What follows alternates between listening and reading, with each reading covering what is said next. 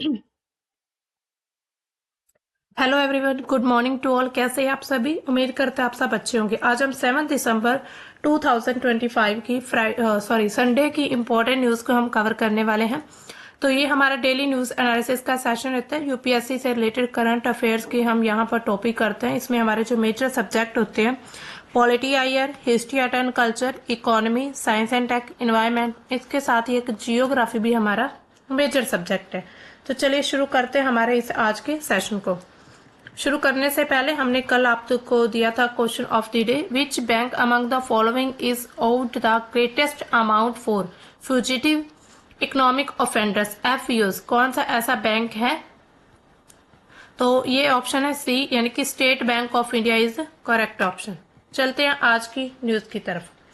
तो पहली न्यूज क्या आ रही है? जैसे कि सभी को पता है कि अभी जो इंडिगो के क्राइसिस चल रहे हैं, as crisis continues government sets cap on air fares, यानी कि इतना बड़ा जो संकट आया हुआ है, ऐसे संकट जारी रहने पर, यानी कि अभी तक ये बना हुआ है, कंटिन्यू है, तो सरकार ने हवाई किराए की जो सीमा है, यानी कि उसकी एक लिमिट तय कर दी है कि जो एयर फेयर्स है वो इतना ही रहेगा, ना इससे ज्यादा होगा ना कम होगा। तो इसी तरह यानी कि इंडिगो को सबसे पहले हम इस पूरे मामले को समझ लेते हैं, पूरा मामला आखिर है क्या। तो भारत की सबसे बड़ी ये एयरलाइन इंडिगो है। इंटरग्लोब एविएशन ने एक बहुत बड़े संकट का सामना किया, जो उसके 20 वर्षों के इतिहास में पहली बार देखा गया है। 3 दिसंबर से शुरू होकर 6 दिसंबर तक ये जो फ्लाइट्स रद्द हुई हैं, यानी कैंसिल हुई हैं, इनकी जो एक तरह से पूरा मतलब बहुत बड़े क्राइसिस इसमें देखे गए। और ये सिर्फ यात्रियों के लिए नहीं, बल्कि पूरा जो एक तरह से अगर हम करें एविएशन सिस्टम या फिर एविएशन सेक्टर जो है, उसको पूरी तरह से हिलाकर रख दिया है इसने।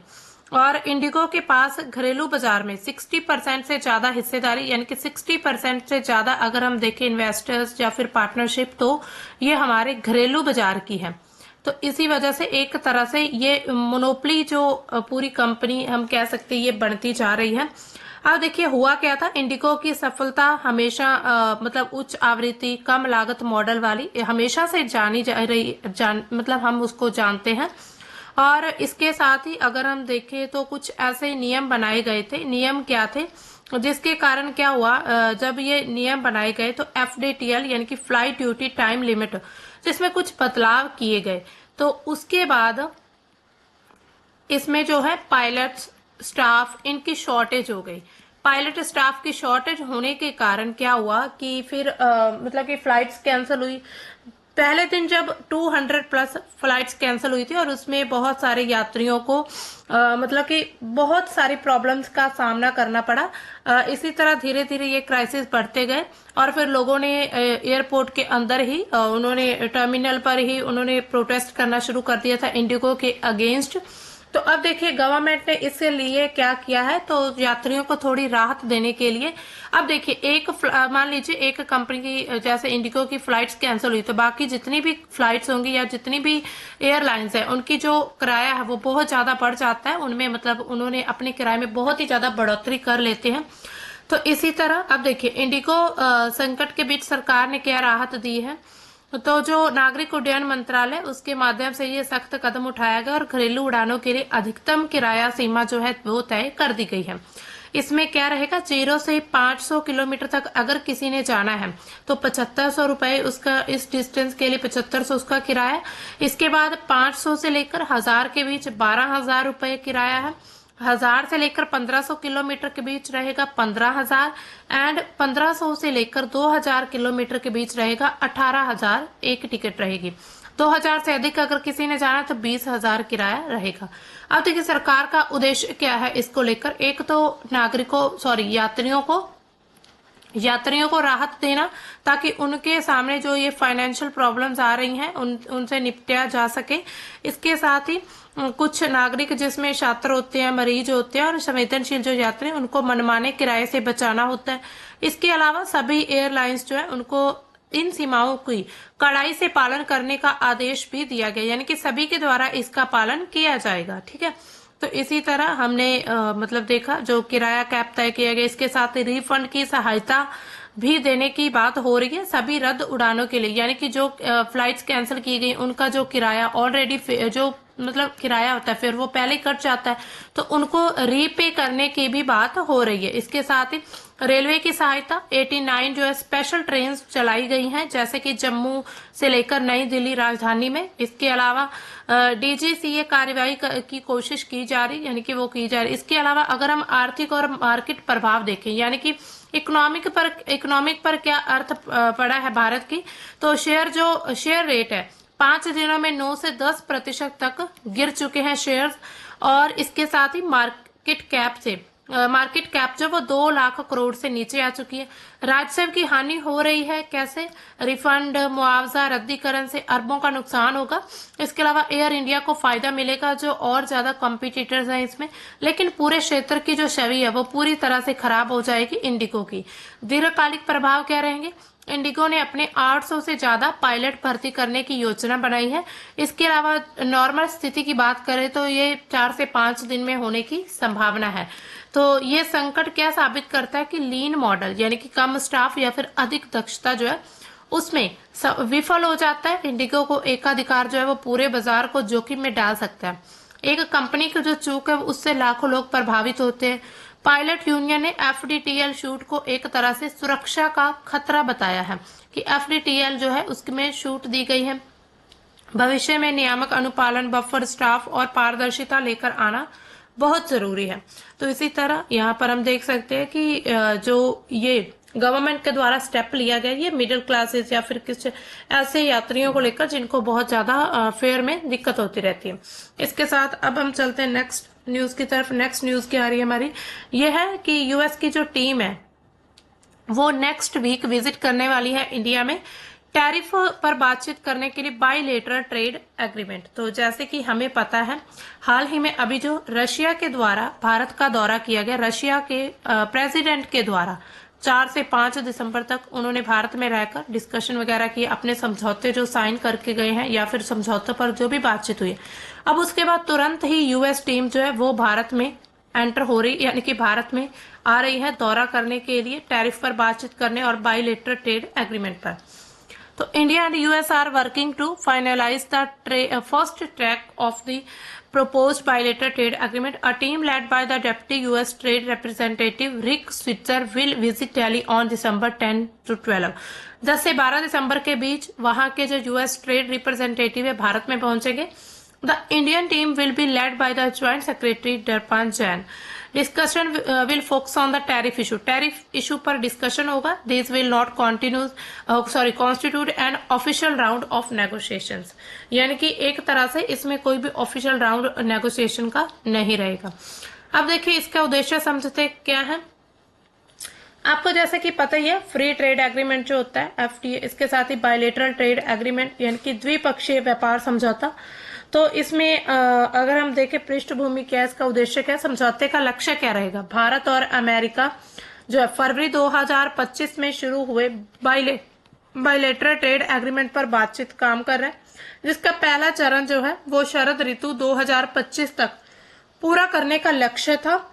और ये 2 समान ट्रैक पर चलाया जा रहा है, यानी कि 2 समान ट्रैक पर इसको चलाया जा रहा है। कैसे?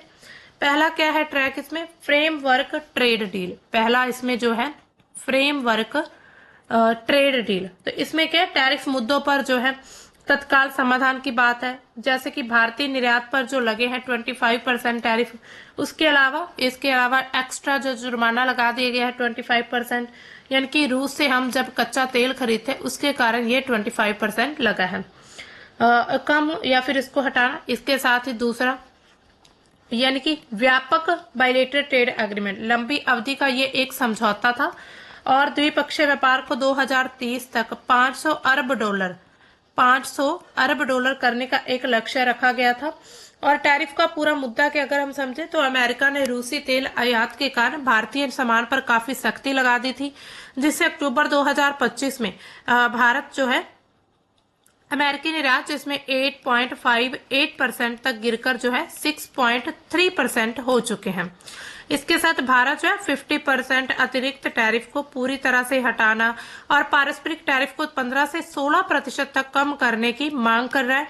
अमेरिका के राष्ट्रपति क्या कहते हैं, डोनाल्ड ट्रंप, उन्होंने कहा था कि टैरिफ कम करने के बेहद करीब है, यानी कि वो कम करने वाले हैं टैरिफ।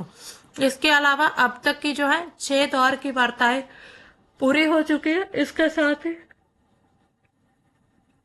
चुनौतियां कह रहे हैं कि रूस के साथ जो भारत के संबंध लगातार बढ़ते जा रहे हैं उसी दौरान। अब देखिए एक सवाल यहां पर उठता है कि रूस यात्रा के बाद अमेरिका अब जो भारत का दौरा करना चाहता है, इसके पीछे असली गेम क्या है, यानी कि इसके पीछे असली रीजन आखिर है क्या। अगर अमेरिका चाहता तो पहले भी यात्रा कर सकता था, अगर अमेरिका चाहता तो कुछ महीनों बाद, कुछ दिनों बाद भी यात्रा कर सकता था। सबसे पहले तो भू राजनीतिक बैलेंस दिखता है इसमें। पुतिन यात्रा के तुरंत बाद जो दौरा है भारत की संतुलित नीति को दिखाता है। रूस के साथ ऊर्जा सुरक्षा सुनिश्चित करते हुए अमेरिका से टैरिफ की राहत लेना। अमेरिका भारत को जो है क्वाड, इंडो पैसिफिक जो एक तरह से बने हुए हैं यहाँ पर संगठन, उसमें चीन के खिलाफ साथ ही मानता है, लेकिन रूस संबंधों में नाराज है। इसके अलावा आर्थिक दाम क्या है इसका, आर्थिक कारण क्या हो सकता है, रूस क्या है, सस्ता तेल, लेकिन व्यापार इसका असंतुलित है। अमेरिका क्या है, सबसे बड़ा बाजार है, टैरिफ हटने से 20 अरब डॉलर का संभावित लाभ होने का फायदा है। यानी कि कहीं ना कहीं जो भारत है वो टैरिफ की, इस पर टैरिफ पर बातचीत तो होगी, लेकिन कहीं ना कहीं क्या होगा कि जो यूएसए हो सकता है ये मतलब कि भारत के साथ कुछ ऐसे संबंध बनाने की कोशिश करे कि रशिया से भारत के संबंध जो है वो खत्म हो जाए या फिर बहुत कम हो जाए। इस चीज से हो सकता है यूएसए को अच्छा ना लगा हो, इसी वजह से वो इंडिया अब जो है इंडिया का दौरा करने आ रहे हैं। अब चलते हैं नेक्स्ट न्यूज की तरफ। नेक्स्ट न्यूज क्या आ रही है, India will help building an inclusive Bangladesh says high commissioner. तो हाई कमिश्नर के द्वारा क्या कहा है कि भारत जो है बांग्लादेश की हेल्प करेगा उसको इंक्लूसिव, समावेशी बनाने में। तो इसमें पूरी घटना क्या है, तो अगर हम देखें 6 दिसंबर को भारत के बांग्लादेश उच्चायुक्त जो प्रणय कुमार वर्मा है, उन्होंने मैत्री दिवस के अवसर पर यह बयान दिया। मैत्री दिवस जो है 1971, ये आप देख सकते हैं, मैत्री दिवस जो है 1971 के भारत पाकिस्तान के युद्ध की याद में मनाया जाता है, जिसमें भारत ने बांग्लादेश की स्वतंत्रता में भूमिका निभाई थी। यानी कि भारत जो है उसने बांग्लादेश को एक तरह से सपोर्ट किया था उस समय पर। तो ये बांग्लादेश की एक तरह से दोस्ती का भी प्रतीक है मैत्री दिवस। इसके साथ ही इस अवसर पर जो हाई कमीशन, उन्होंने दोनों देशों के साथ इतिहास, बलिदान और भविष्य की जो साझेदारी पर बातचीत की है। इसके अलावा ऐतिहासिक बिंदु हमने समझ लिया कि 1971 में जब युद्ध हुआ था बांग्लादेश और पाकिस्तान का, उसमें भारत ने 3 लाख से ज्यादा शरणार्थियों को शरण दी थी। यानी कि शरणार्थी जो थे उनको शरण मिली थी भारत में। इसके अलावा बांग्लादेश की आजादी मिल पाई थी। मैत्री दिवस इसी बलिदान की याद दिलाता है। उच्चायुक्त ने क्या कहा है कि इतिहास दोनों देशों को हमेशा एक साथ जोड़कर रखता है, यानी कि एकजुट करके रखता है। वर्तमान सहयोग क्या क्या है, अभी भारत क्या क्या सहयोग कर रहा है, तो भारत जो है अभी फिलहाल आर्थिक सहयोग दे रहा है बांग्लादेश को। भारत ने बांग्लादेश को लगभग 8 अरब अमेरिकी डॉलर की सहायता दी है, मतलब कि 8 अरब डॉलर की सहायता मिली है। इसके साथ ही जिसमें विकास निर्माण कार्य रहेंगे, सड़क, रेल, शिपिंग, जो बुनियादी ढांचा है उसके निर्माण की परियोजना शामिल है। द्विपक्षीय व्यापार 2023-24 में 14 अरब डॉलर तक पहुंच चुका था। इसके अलावा सुरक्षा, सीमा प्रबंध, दोनों देश जो है 4096 किलोमीटर की जो सीमा है वो साझी करते हैं एक साथ। हालांकि इस पर विवाद भी रहते हैं, लेकिन फिर भी शांति बनाए रखना दोनों देशों का उद्देश्य है। इसके साथ ही अगर हम देखें तो तीस्ता नदी पर भारत और जो बांग्लादेश का विवाद चल रहा है तीस्ता नदी पर, इसको थोड़ा हम समझ लेते हैं, ये बहुत बड़ा विवाद है। तो तीस्ता नदी जो है भारत और बांग्लादेश के बीच लंबे समय से चला आ रहा है। ये जल बंटवारे को लेकर विवाद मुद्दा बना हुआ है। इसके साथ ही दोनों देशों की क्या होती है, कृषि और अर्थव्यवस्था, द्विपक्षीय संबंध, उन चीजों को ये इफेक्ट करता है। ये विवाद मुख्य रूप से जो शुष्क मौसम होता है, यानी कि अक्टूबर से लेकर मई के बीच का, उसमें नदी के पानी की जो समान हिस्सेदारी, यानी कि नदी का पानी जो है वो एक तरह से इक्वली दोनों देशों को मिलना चाहिए। 2025 तक ये मुद्दा और ज्यादा जटिल हो चुका है, क्योंकि बांग्लादेश ने चीन की मदद से एक तरह से तीस्ता मास्टर प्लान को अपनाने के लिए कदम उठाए हैं। यानी कि जो अगर हम देखें तो बांग्लादेश का झुकाव जो है वो चीन की तरफ लगातार बढ़ता जा रहा है। तो इसी वजह से जो भारत है उसके, भारत और जो बांग्लादेश है उसके विवाद हमें देखने को मिलते रहते हैं। इसके साथ ही तीस्ता नदी का अगर हम उद्भव देखें तो ये सिक्किम में पहुरी ग्लेशियर से निकलती है, जिसको तीस्ता कांगसे ग्लेशियर भी कहा जाता है असम में, सॉरी सिक्किम में। इसके साथ ही सिक्किम और पश्चिम बांग्लादेश से होकर ये बांग्लादेश में प्रवेश करती है। हम जब यहाँ से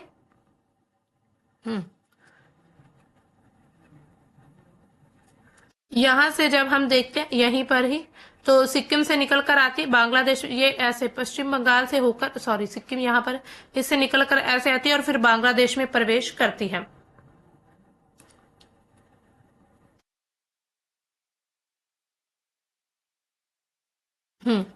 यहाँ से बांग्लादेश में प्रवेश करती है। यहाँ पर ब्रह्मपुत्र नदी में फिर मिल जाती है और दोनों नदी की कुल लंबाई अगर हम बात देखें तो 414 किलोमीटर तक है, जिसमें 2/3 हिस्सा जो है वो भारत में बहता है और 1/3 जो, यानी कि अगर हम देखें तो 2 हिस्से, इसके 2/3 हिस्सा अगर हम देख ले यहाँ पर, तो इसमें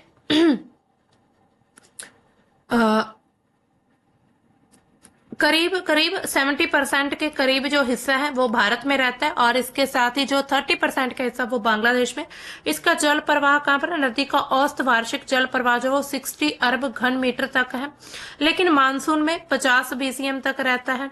इसी तरह जलवायु परिवर्तन के कारण ग्लेशियर पिघलने से ये प्रवाह और ज्यादा अनियमित हो जाता है, यानी कि लगातार ये प्रवाह जो है वो बहता रहता है। इसका महत्व क्या? बांग्लादेश के लिए उत्तरी क्षेत्र में 14% जो फसल का क्षेत्र है, इसी सिंचाई ये इस पर डिपेंड करती है। सिंचाई, मत्स्य पालन, पेयजल की योजना, ये सब के लिए महत्वपूर्ण है। इसके साथ ही भारत के लिए पश्चिम बंगाल के जो उत्तरी जिले हैं, जिसमें जलपाईगुड़ी, कुछ बिहार, उसमें सिंचाई, जल विद्युत उत्पादन, बाढ़ नियंत्रण, उन सभी के लिए काफी इंपॉर्टेंट है।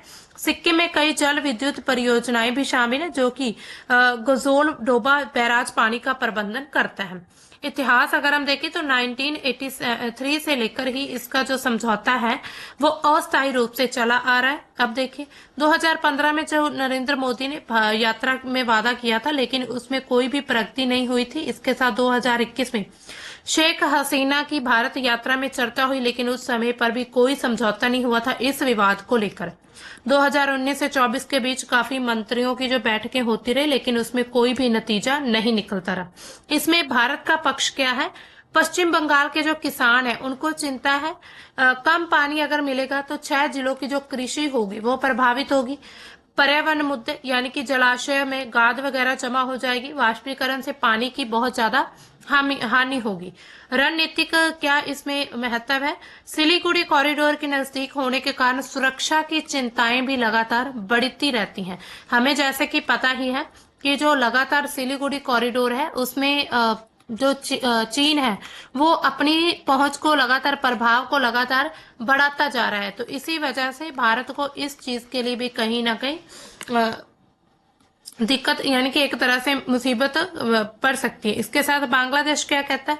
भारत के गजोल डोबा बैराज और सिक्किम की 20 से अधिक बांध से क्या होता है? पानी का अधिक हिस्सा जो वो रोक लिया जाता है भारत में, यानी कि बांध बने हुए हैं, जिससे डुआनी बैराज पर प्रवाह बहुत कम रह जाता है। इसकी डिमांड क्या है कि गंगा संधि की तरह समान हिस्सेदारी होनी चाहिए, यानी कि कम से कम 50% पानी बांग्लादेश के लोगों को भी मिलना चाहिए। ये घरेलू राजनीति का मुद्दा है और विपक्ष इसे चुनावी हथियार भी बताता है कि कहीं ना कहीं चुनाव के समय इस मुद्दे को उठाया जाता है और आगे पीछे के दिनों में इस मुद्दे पर कोई भी एक तरह से असर नहीं होता या फिर इस पर कोई भी बातचीत नहीं की जाती। इसके साथ ही अगर हम देखें इसमें वर्तमान स्थिति क्या बनी हुई है, तो वर्तमान स्थिति साफ साफ दिखती है। इसमें चीन का प्रवेश जो है लगातार बांग्लादेश में होता जा रहा है। 2016 में पावर चाइना के साथ MOU साइन हुआ था बांग्लादेश का। इसके साथ ही भारत की प्रतिक्रिया क्या है इसमें? दिल्ली इसको एक तरह से स्ट्रेटेजिकली डेंजर, यानी कि खतरा मानता है, क्योंकि परियोजना सिलीगुड़ी कॉरिडोर के बिल्कुल निकट है। अब देखिए जो ये योजना बनाई जा रही है, तो ये परियोजना बांग्लादेश और चाइना के द्वारा, तो ये सिलीगुड़ी कॉरिडोर के बिल्कुल नजदीक है, जिसके कारण खतरा है। अब देखिए इसमें चुनौतियां क्या रहेंगी? आर्थिक चुनौती क्या है? बांग्लादेश में सूखा, बाढ़ से कृषि नुकसान हो सकता है। भारत में जो जल विद्युत परियोजनाएं हैं वो प्रभावित हो सकती हैं। इसके साथ पर्यावरण, ग्लेशियर पिघल सकते हैं तो उसकी गाद जो है वो जमनी शुरू हो जाएगी। इसमें जलवायु परिवर्तन से जो प्रवाह है वो घट रहा है। क्षेत्रीय प्रभाव क्या रहेगा? पूर्व उत्तर जो भारत की कनेक्टिविटी है वो भी प्रभावित होगी इसमें। ठीक है, तो ये थी हमारी न्यूज। इसके बाद चलते हम अपनी नेक्स्ट न्यूज की तरफ। न्यूज क्या आ रही next, Indian emerging as a major hub of renewable energy Joshi. तो एक बयान आ रहा है, union minister of new and renewable energy जो है प्रहलाद जोशी, उनके द्वारा क्या कहा गया है, तो उन्होंने कहा है कि भारत नवीकरणीय ऊर्जा के एक प्रमुख केंद्र के रूप में उभर रहा है। यानी कि उन्होंने कुछ ऐसे आंकड़ा, कुछ ऐसे डेटा पेश किया है। क्षमता में उन्होंने कहा कि अभूतपूर्व वृद्धि हो चुकी है। जो अभी ग्लोबल एनर्जी लीडर समिट 2025 हुआ था, उसमें कहा था it look nearly 70 years to reach the milestone of the 1 terawatt of power from renewable energy sources. However, the second terawatt capacity in renewable energy sector was achieved in just 2 years. उन्होंने कहा कि जो 70 साल की प्रगति हमें दिखती है, या फिर 70 साल की जो हमने एक तरह से इसमें लक्ष्य रखा है, इसमें टारगेट रखा है, तो उसको 2 सालों में अचीव कर पाना मतलब बहुत ही एक तरह से गर्व की बात है। इसी वजह से उन्होंने कहा कि भारत एक रिन्यूएबल एनर्जी का मेजर हब बनता जा रहा है। पिछले 10 वर्षों में भारत की जो नवीकरणीय ऊर्जा की क्षमता जो है वो 165% से बढ़कर पूरे विश्व में 4th स्थान यानी कि 4th प्लेस मिल चुकी है। 2025 तक सौर ऊर्जा क्षमता जो है 100 गीगावाट का लक्ष्य हासिल हो चुका है। सौर panel, solar park, rooftop project की बदौलत ऐसा सब कुछ हुआ है, मतलब काफी इसके लिए प्रोजेक्ट चलाए गए थे। 2024 में उन्होंने कहा था कि 29 गीगावाट की जो क्षमता नई जोड़ी गई थी, जो कि पूरे वैश्विक स्तर पर एक नया रिकॉर्ड था। इसका लक्ष्य क्या है, 2030 तक टारगेट क्या रखा गया है, 2030 तक 500 गीगावाट जो है गैर जीवाश्म ऊर्जा क्षमता का लक्ष्य, जिसमें 50% जो है बिजली गैर जीवाश्म स्रोतों से आएगी। बजट जो है 2024-25 के नवीकरणीय ऊर्जा के लिए 21,000 करोड़ रुपए का आवंटित किया गया है। इसी तरह इस परियोजनाओं को मंजूरी देने के लिए ऐसे बजट जो वो किए जाते हैं। अब अगर हम इसमें थोड़ा देखें, हरित ऊर्जा जो हाइड्रोजन मिशन है हमारा, ग्रीन हाइड्रोजन मिशन भारत का, उसकी तरफ हम थोड़ा निगाह मार लेते हैं, मतलब देख लेते हैं उसको। तो जो नेशनल ग्रीन हाइड्रोजन मिशन है NGHM, ये भारत को हरित हाइड्रोजन और इसके जो डेरिवेटिव्स हैं जैसे कि ग्रीन अमोनिया, उसके उत्पादन, उपयोग, निर्यात को एक पूरे विश्व का केंद्र यानी कि वैश्विक केंद्र बनाने का लक्ष्य रखता है। ठीक है, इसके साथ ही मिशन के प्रमुख उद्देश्य क्या है, उत्पादन क्षमता का विकास करना यानी कि उत्पादन लगातार बढ़ाना, आर्थिक और पर्यावरणीय लाभ होने जिसमें 8 लाख करोड़ से अधिक निवेश को आकर्षित करना, 6 लाख से अधिक रोजगार का सृजन करना, जीवाश्म ईंधन आयात पर 1 लाख करोड़ से अधिक की बचत करना, आत्मनिर्भरता और निर्यात यानी कि स्वदेशी जो इलेक्ट्रोलाइजर जिससे ये पूरी एनर्जी तैयार की जाती है उस निर्माण को बढ़ावा देना, और इसके साथ ही आयात पर निर्भरता को कम कर देना, भारत को पूरे विश्व में एक निर्यात हब की तरह बनाना, जैसे कि स्टील, उर्वरक, शिपिंग, इसके साथ मोबिलिटी जैसे हार्ड टू अबेट जो सेक्टर्स हैं उसमें डीकार्बोनाइजेशन को बढ़ावा देना, रिसर्च एंड डेवलपमेंट के R&D के माध्यम से तकनीकी प्रगति को सुनिश्चित करना, कौशल विकास कार्यक्रम से मानव संसाधनों को तैयार करना। तो ये जो मिशन था इसको 2 भागों में बांटा गया था। फेज चरण जो है 2022 से लेकर 23 और 25 से लेकर 26 तक है। इसके साथ फेज 2 जो है 2026 से लेकर 27 चलेगा और 29 से 30 तक, यानी कि नए आर्थिक सेक्टर से जिसमें एविएशन, मरीन ट्रांसपोर्ट, इन सभी का विस्तार होगा। निर्यात उन्मुख उत्पादन किया जाएगा फेज 2 में। इसके साथ ही प्रमुख घटक क्या है, यानी कि इस मिशन के अंतर्गत उप प्रोग्राम या फिर योजनाएं क्या है। सबसे पहले है साइट प्रोग्राम, इलेक्ट्रोलाइजर का निर्माण करना, इसके तहत हरित यानी कि जो ग्रीन हाइड्रोजन उत्पादन उसके लिए वित्तीय प्रोत्साहन देना।